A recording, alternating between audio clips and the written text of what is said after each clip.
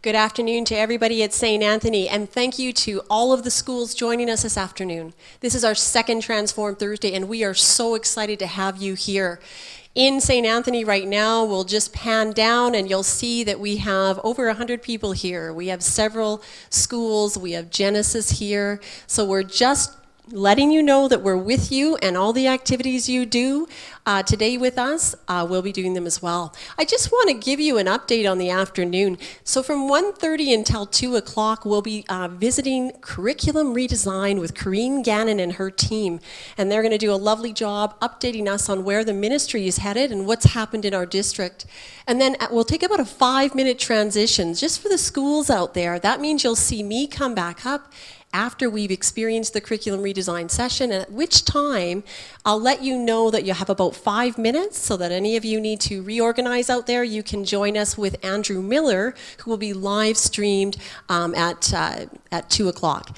All right, so if we are centered, and I think we have all of our people here nice and calm, and then in the schools, I just want to start with a prayer, and this prayer was inspired by Pope Francis, because this is the week of Christian unity. So if you want to just center yourselves, and please join me. Lord, you have called us to grow disciples and to live in unity as one faith community. You have taught us that evangelization and growth as a faith community only happens through a deep commitment to care. Lord, we observed how you cared for others by listening and responding lovingly to everyone you met, even those who hurt you.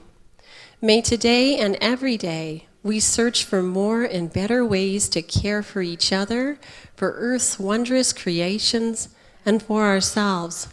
And through such a deep commitment to care, may we continue to grow stronger as a faith community in Edmonton Catholic schools. In Jesus' name, amen. All right, so for all of us out there, I'm just going to put Corrine's presentation up. And her team is just about to join us for the afternoon. She'll introduce her team to us. And if any of you out there need to get up in St. Anthony, please feel free. This is an extremely relaxed environment. And for you in the schools too. We're just getting started, but feel free. Okay, come on over and we'll start with our presentation on curriculum redesign. Okay, thank you, Rhonda. It is a pleasure to be here. To share with you our district's project. I see many of our Living Lab schools here. Thank you for coming. And I know many of our Living Lab schools as well are out across the district. And I also know that many people, many hands from teachers, administrators, consultants, and specialists, not here today, but in Edmonton, have also touched this project. So we are very grateful for the expertise, passions, and interests that have contributed. Now, what we will be showcasing are some examples today from our pre-K to grade 3 teachers. But it's really important to emphasize that although our examples are primary, by no means is this a presentation for primary teachers.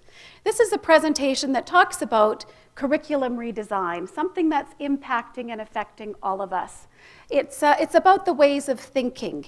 It's about the ways that we are being asked to reconceptualize curriculum that this presentation is basically about. So it definitely impacts all of us in everything that we do. Now, some people may think, oh, phew, curriculum redesign is over. This particular project has come to an end. But no. This curriculum redesign is something that really is in its beginning stages.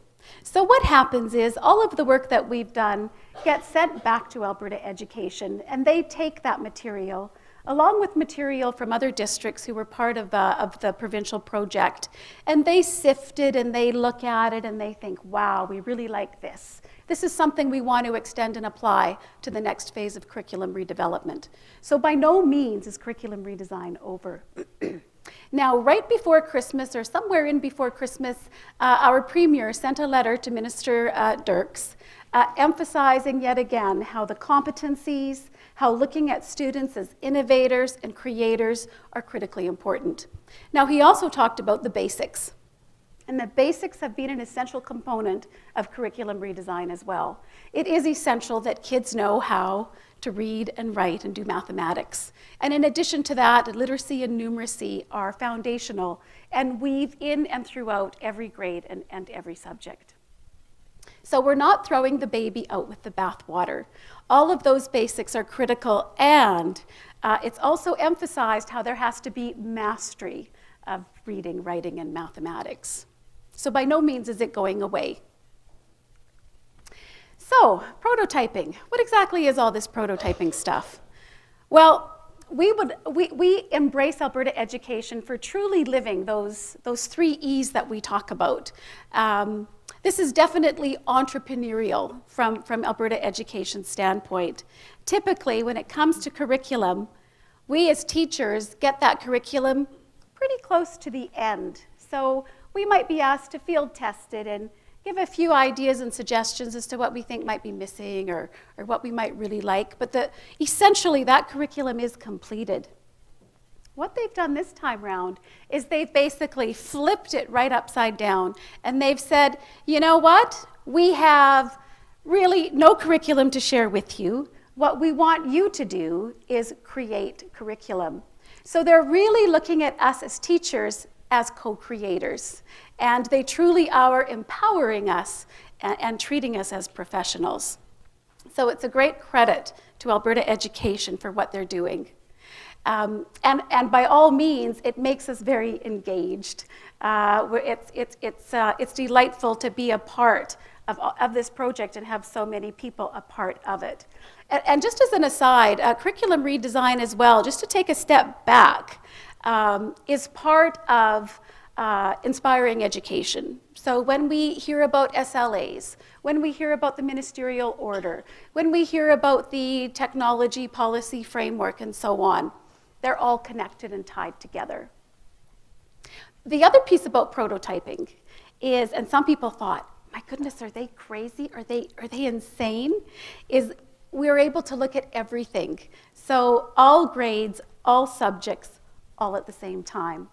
So when we talk about conceptualizing and creating learning flows, what an opportunity to be able to sit down together and talk about that. So of course for this project we needed players. So we have 2 key lead players in this project. We often refer to them as project architects, our builders. And to do a project of this magnitude, we actually seconded 1.0 FTE full-time, 2 people to be dedicated. And we have here Carol Durnford, who at the time was seconded from Monsignor Otterson School. She was the assistant principal. And we have Tracy Hlusawascu, who was a teacher at Genesis School at the Terwilliger Rec Center, and living and embracing all of that innovation and creativity in her program. You will hear from Tracy and Carol in a few moments. Now, a big part of this project at the beginning were roundtable talks, where we brought in all kinds of people from community, from other school districts, and from within our school district, and also scope and sequence. And the amount of people that were a part of this project, I mean, I could not list all of their names, but I'll list a few of our schools that participated. We had Archbishop O'Leary High School. We had Archbishop MacDonald, Austin O'Brien, Holy Trinity, Louis Saint Laurent, Mother Mary Margaret, Cardinal Leger Junior High, Father Michael Troy, Sir John Thompson, Our Lady of Mount Carmel, St. Clement, St. Boniface, St. Dominic, St. Teresa, St. Tim's. And we have 11 Living Lab schools as well that were part of this project extensively, which I will highlight on yet another page. So in addition to what you see and our 11 lab schools, we had curriculum consultants. We had early learning consultants, early learning MDTs. We had inclusive consultants. We had Aboriginal Learning Service consultants. We had Concordia University College participate, Grant MacEwan, NATE, the University of Alberta, Alberta Health Services, Alberta Science Outreach Network, APEGA, Ever Active Schools, Art Gallery, Alberta Council for Environmental Education, Apple Canada, Edmonton Science Outreach Network, Enbridge Pipelines, Edmonton Sports Council, Junior Achievement, the Orchestra, Inquiring Minds, Children's Author, a local author, the Canadian Mental Health Association, and we also partnered with school districts from across the province, Calgary Catholic, and Kissakoawasias, one of our schools up north, North Central Francophone School District, Pembina Hills, and Parkland School District. So, when I say many hands played with this project, I can assure you that it really was many, many hands. Now, the scope and sequence I have spoke briefly to, and you know, when we first started with this scope and sequence, this was one of our biggest first deliverables that we had to give to Alberta Education. And on the sheet, on the instruction sheet, it said, scope and sequence, K-12. And I thought, oh, must be a typo. You know, this project is K-3. It's pre-K to grade 3 that we're working with. And actually, no, it was no typo. It really was pre-K to grade 12. And as we lived it, as we brought these diverse tables together, where we had primary teachers talking with high school teachers, and at the same table, mathematics professors, professors from education, and so on, the conversations that happened were incredibly rich and diverse, yet ended up with everyone having a much better understanding of what it was that we were all trying to achieve and the concepts that our students really needed to understand. And we really, truly did create that learning flow, which is obviously ideal to learning. So for example, in science, in environment, chemistry, physics, that begins in pre-kindergarten and goes all the way up to grade 12. It's not something that's just introduced at different stages. Conceptually, developmentally, of course, there are differences. But there's an alignment and a flow so that kids don't get something one year and then not talk about that concept or apply that concept 2 or 3 years later. It's something that's continuous. Our Living Lab schools. Our Living Lab schools, if you recall, way back when, had to send in a proposal to see if they would be interested in participating. Our Living Lab schools was where lead teachers were selected, and those lead teachers co-created curriculum together with Carol and Tracy, working off the scope and sequence concepts that had been developed. And so just to highlight, I'm sure you can see, but just in case you forgot your glasses, Anne Fitzgerald, Bishop Greschuk, Holy Cross, Catherine Terrian, Monsignor Fee Otterson, Our Lady of Peace, St. Dominic, St. John Bosco, St. Jerome, St. Mary, and St. Teresa were our schools. And we've actually now formed an association called CRA, which is Curriculum Redesign Alumni. So this group of teachers still lives, I can assure you. Okay, Carol now. Oh, before Carol goes on, we have a video. Now, we have many videos that we've created. The video series that we developed was part of the resources that we created to support teachers from a pedagogical perspective of how curriculum like this can manifest in the classroom.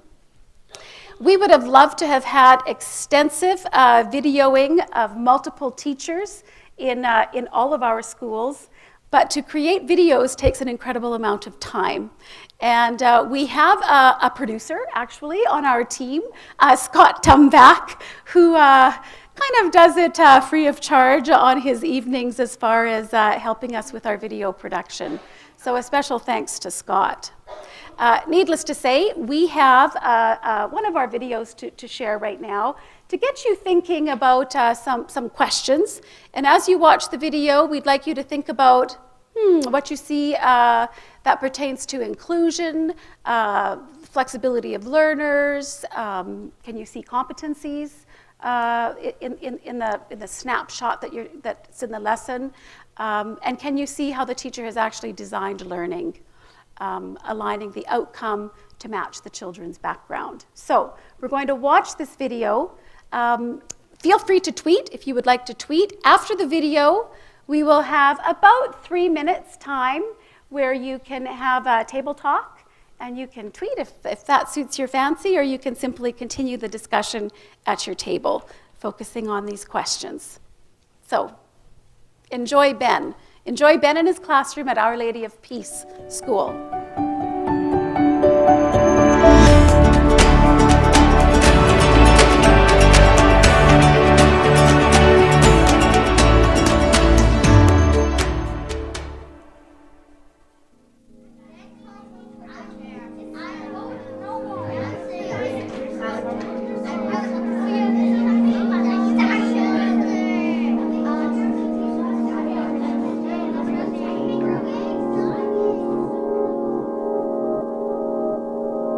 My name is Benjamin Prather, and I teach at Our Lady of Peace Elementary School for Edmonton Catholic Schools.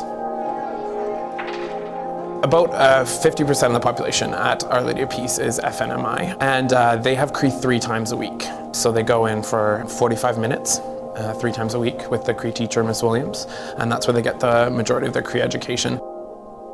There is just Cree identity books around the school, but the majority of the Cree programming takes place in those classes. My school community is very diverse. We have ELL students, we have FNMI students from all different backgrounds, from all different socioeconomic groups and classes.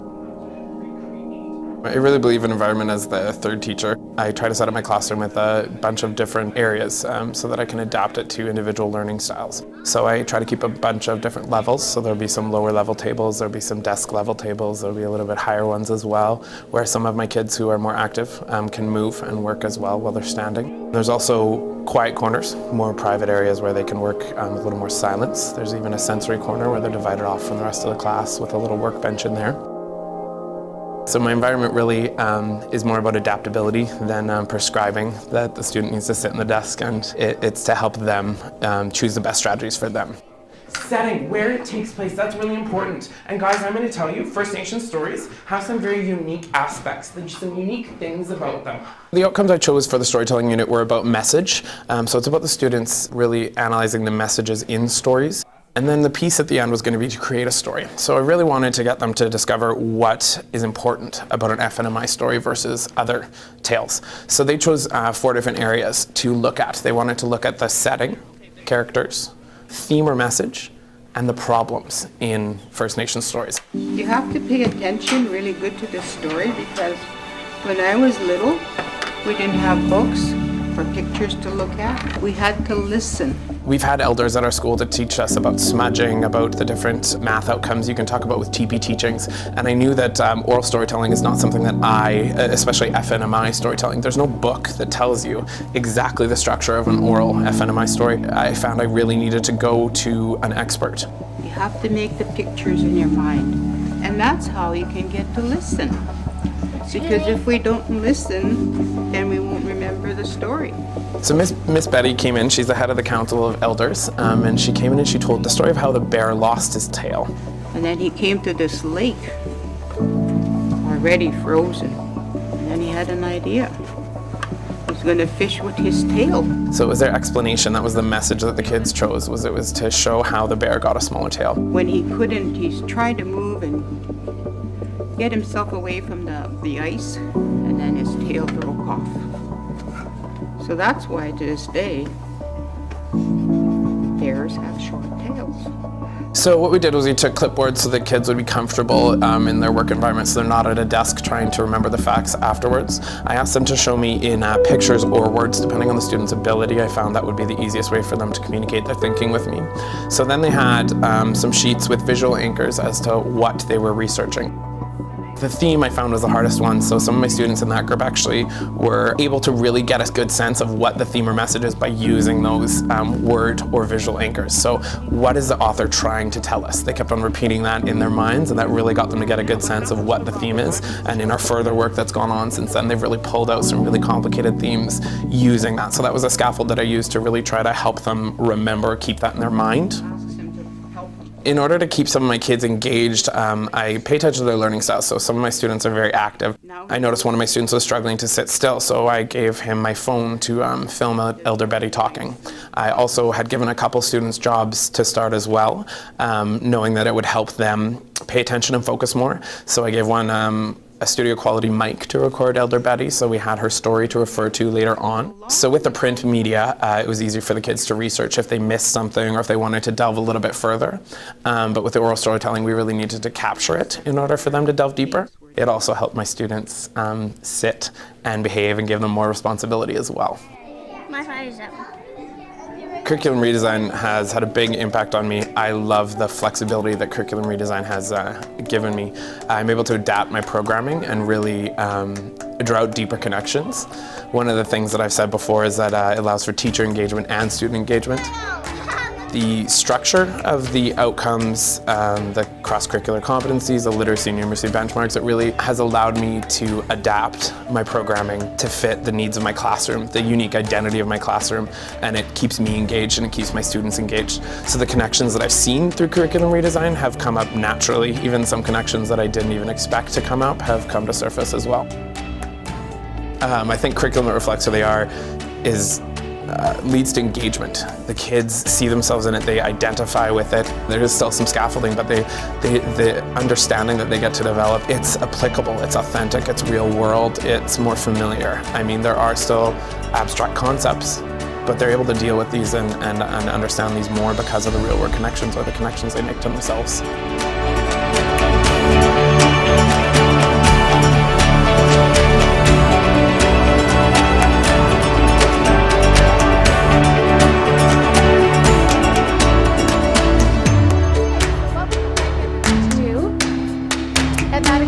Our schools out across the district is we will have our questions posted on the screen again to refer to, and you've got about 3 minutes to table talk and think about what you've seen within the context of the questions.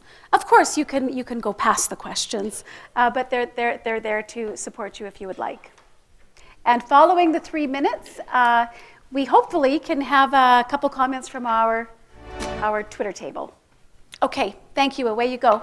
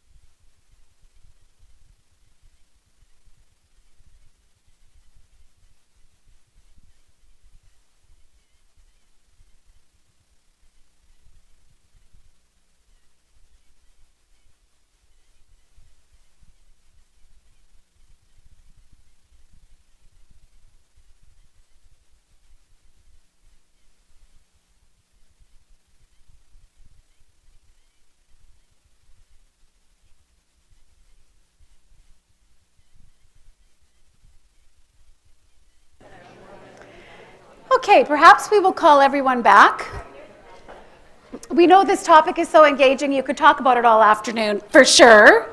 However, we are going to be hearing from our Twitter table. So, Twitter table, take it away.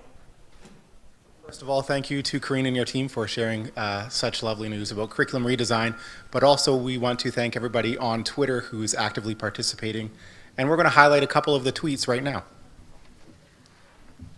There was lots of great tweets and it's hard to choose them. One of them was at Mademoiselle Jenny. Curriculum redesign is always happening. We are constantly changing how we teach to better suit our children. This one is from Holy Family. It's exciting for teachers in Alberta to be a key part of curriculum redesign.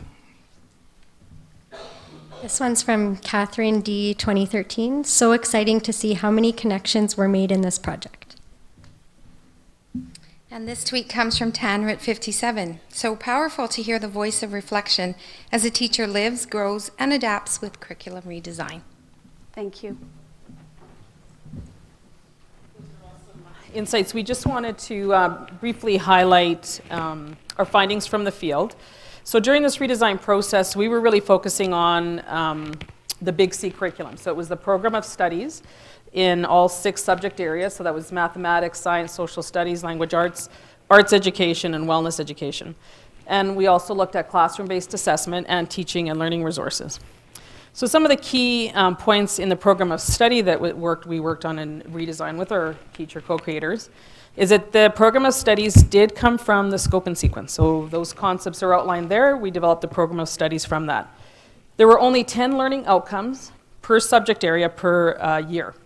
So that's all the learning outcomes for the content for the year. They were fewer outcomes, but they were much richer and they were much deeper, so it didn't lose any of the rigor because they were so linked to the scope and sequence. All the outcomes were written in I can statements so that they were accessible to all learners. And there was a common construct format for all subject areas. So every subject area, the program of study looks the same and follows the same structure and the same organization.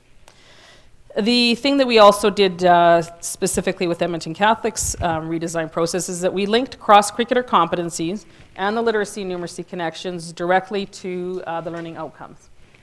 So what does problem solving look like in grade 1 science? What does critical thinking look like in grade 3 mathematics? So they're very specifically linked to the outcomes. So here's a sample of a common construct, our program of study. So this is the science grade 1. This would be the full year program of study in this one-page document. You'll see the 10 learning outcomes. Those come directly linked to the scope and sequence for that year in that subject area. And then those outcomes, the depth comes to those outcomes through the cross-curricular competencies and through the literacy and numeracy connections. So the feedback from the field about this construct was very positive. We had student teachers field testing it. We had our field testing teachers looking at it. And we also had, at the University of Alberta, there were teachers who were in a graduate level curriculum program, and they also looked at this common construct and found that it was very accessible. It was very easy to understand. And because of its simplicity, it really allowed for that flexibility and for that depth of exploration of content. It also really facilitates multi-grade or multidisciplinary experiences better. Something that Benjamin, you saw in his video, he was working with a grade 2-3 split. And so, looking at those connections between grade levels or putting subject areas side by side when they follow that same construct is really facilitated by the format for it.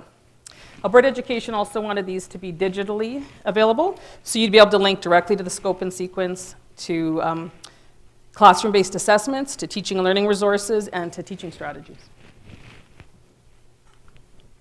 The other thing that was a big aha from our field, or an important part, was that we took the learning outcomes and we broke them down into indicators. We really unpacked what that learning outcome was and what a student needed to know and show and do in order to really understand that learning outcome. And then we linked the cross-curricular competencies and literacy and numeracy to that. This is something our field testing teachers have said they want to carry on in their practice beyond the curriculum redesign project.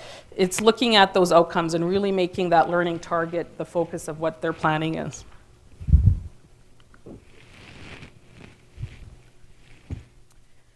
So as Carol outlined already, one of the requirements from Alberta Education was the development of an assessment plan along with teaching and learning resources. So as we prepared to support our teachers in assessment and resource planning, we looked at linking the assessment and the teaching and learning resources directly to the outcomes and to the learning.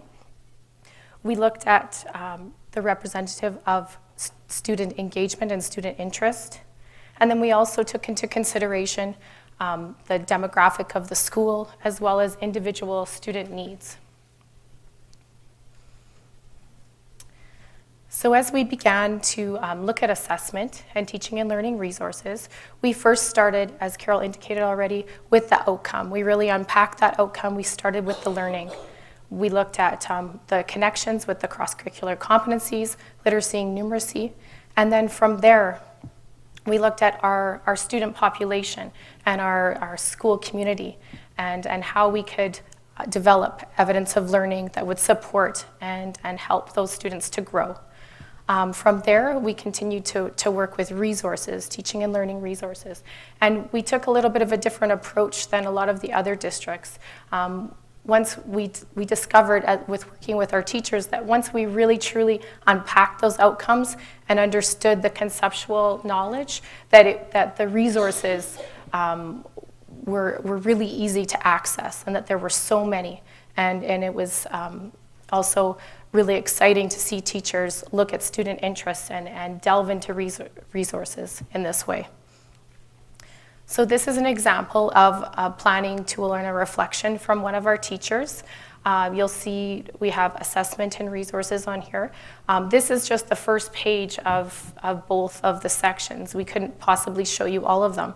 This one in particular, the resources were about 10 pages long. And this was not from resources that we gave to the teacher, but by the teacher truly knowing and understanding and unpacking the learning, the resources unfolded naturally, and so did the assessment. And with assessment, we looked at a balance between formative and summative assessment. With looking at resources, we didn't want to just look at the resource. We looked at digitally based, text-based. We looked at content experts. And we really asked our teachers to go beyond what they traditionally thought of as resources. Many wrote down that they approached a colleague within their school as an expert, maybe had an expertise in that area. So it was really exciting to see how the list was so extensive and meaningful to the student population.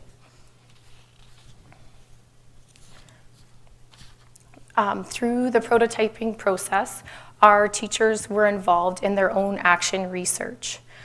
They overwhelmingly stated that the process was something that allowed them to collaborate with other teachers and content experts to delve into curriculum, gave them a lot of time to reflect on their personal practice as well as teaching practices that currently exist, and to really get to know their kids and see how the content and the curriculum can support the learning in their classroom.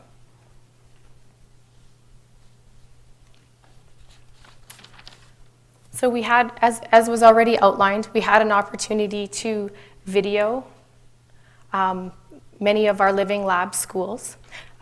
We did develop a movie trailer that is a snapshot of the other videos that we recorded.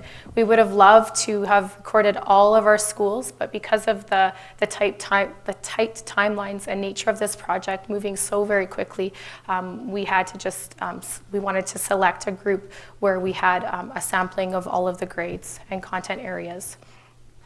So we're going to share with you our movie trailer. Again, it's just about a minute from each of the remainder videos.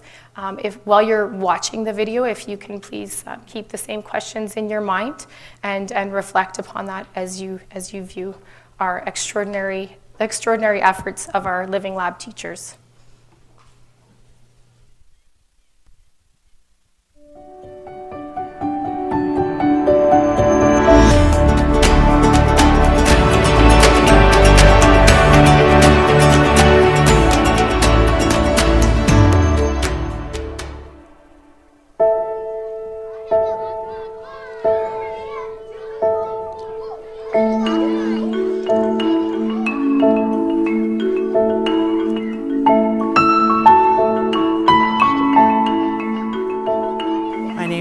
Ms. Zabriskie. I teach morning and afternoon kindergarten at Bishop Greshek School. I've been prototyping the science outcomes. So the Looking Closely Center is a place in the classroom, it's a fairly large place. It has places for them to sit, places for them to stand, and it's a place for them to look closely at objects. Yeah, can you show me a sad face too? Show me what sad looks like. My name is Lorene Yakimchuk. I teach at St. Dominic's School in a program called 100 Voices with Edmonton Catholic Schools. When I am excited, my eyebrows go really high like a mountain. We are working in our classroom on a wellness outcome that touches on feelings, so the kids are able to articulate their feelings and represent their feelings through various art. This inquiry, I would say, began from the very first day of school because the children came with so many different feelings. Honestly, I think it will be an ongoing project. There's no end date or we're not finished after this process. It will be ongoing, and I'm sure that using the materials in the room and the activities that we have set up for them, that it will naturally continue to unfold and go deeper. My name is Kathy Voth, and I work for Edmonton Catholic Schools at St. Mary Elementary in Riverbend. We made a very definite point of integrating as many curriculums as we could. So we connected science and math with our language arts component because children then reflected in their journals about what they witnessed, what changed in their understandings, what pushed their beliefs, and then what connections they made to their lives. And I think when you make connections to children's lives, that's when you truly engage them as learners. The push and the gravity work together. It creates more force, but when the push, the ramp, and the gravity all work together, it's called teamwork. It goes farther because more things are pushing and pulling it. Durant le temps qu'on travaillait sur notre projet, qui a été visionné par la caméra ce jour-là, on travaillait à les études sociales, puis on travaille à l'idée de la communauté et comment on travaille ensemble pour réaliser un but commun. Aujourd'hui, madame a des questions qu'on va travailler. Première question. Notre focus durant le temps que vous avez venu dans ma classe, c'était d'explorer comment une communauté fonctionne ensemble. Et on voulait vraiment que les enfants comprennent que l'école est une communauté qui travaille ensemble vers un but commun. Debout. Main en l'air. Dans mon programme, je cherche à utiliser plusieurs stratégies pour essayer de soutenir la compréhension orale française et essayer de développer les compétences parlées. Alors, j'ai utilisé les stratégies d'apprentissage coopératif. Les enfants s'assoient genou à genoux avec un autre enfant, puis ils vont essayer de communiquer leurs idées. So kindergarten, where's my kindergarten friends? You are looking for? Awesome. My name is Karen Campbell. I'm a grade 2 teacher at Catherine Therian from Edmonton Catholic Schools. My focus for that day was first and foremost to build a relationship with students. Secondly, it was to use technology as a base to go outside. The other thing I wanted them to know was scaffold learning for each other. For a student in grade 2 to be a leader for one in kindergarten to get so excited that another one in grade 1 would come along and come and see. There's a whole world out there, and in God's creations, it's not just about inside, and it's about human relationship, but it's also taking it out into the environment. So you guys are drawing a pumpkin, and what did we say a pumpkin was, living or not living? I can't even compare how I approach learning and teaching to a few years ago before curriculum redesign. Now I look at my kids, I look at their needs and interests, and then I look at the curriculum and where I need to go and what I need to do, and I tailor it to that. And it's authentic and it's engaging, and every child is successful because of that. De l'équipe de Curriculum Redesign était très intéressant pour moi parce que j'apprécie la liberté qui est présente dans les nouveaux attentes qu'on propose pour le nouveau curriculum. Ça nous laisse la liberté d'ouvrir un peu plus l'enquête et de personnaliser plus les leçons pour les élèves. Sometimes the richest learnings come out of environments that aren't within a room. It's opening their mind, opening their eyes, having them trust, and then putting tools in front of them to go and just explore where they're at.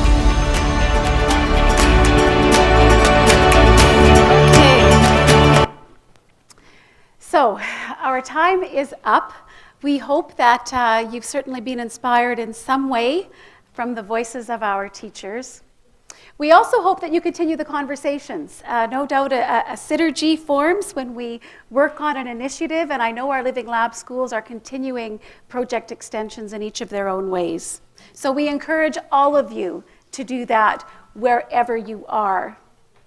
Our full videos will be posted on the district, on the portal, under LSI Curriculum Redesign. So you will find them there if you would like to further explore, enjoy them, and reflect critically about what you're doing. Thank you so, so much.